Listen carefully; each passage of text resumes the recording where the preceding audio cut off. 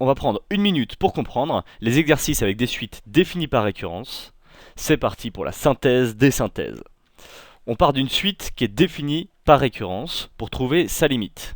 Et on a vu trois méthodes très différentes. Méthode du point fixe, on prouve que la suite est croissante majorée ou décroissante minorée pour déduire qu'elle a une limite L.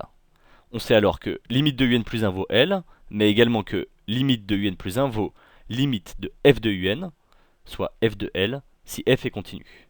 On a donc f de L égale L, et en résolvant f de x moins x égale 0, on obtient les valeurs possibles pour L, et comme un prend ses valeurs dans un intervalle bien défini, on élimine les mauvaises solutions et on trouve la limite L de un.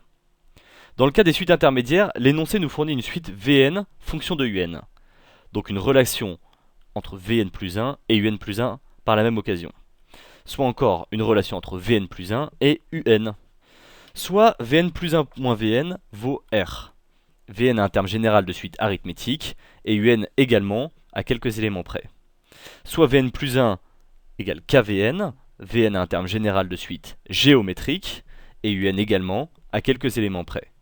Dans tous les cas, on trouve la limite de un comme étant la limite de Vn, donnée par le cours, à quelques éléments près.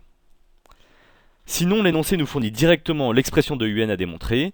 On utilise une récurrence, on vérifie l'initialisation pour le premier terme demandé, puis on démontre l'hérédité simplement en transformant un en un plus 1 grâce à la relation fonctionnelle qui les lie. Initialisation et hérédité, par récurrence, on a le terme général de un, et donc par une rapide analyse, sa limite. Trois méthodes, trois types d'énoncés, faciles à reconnaître. Identifier l'énoncé, dérouler la méthode, et la vie est belle.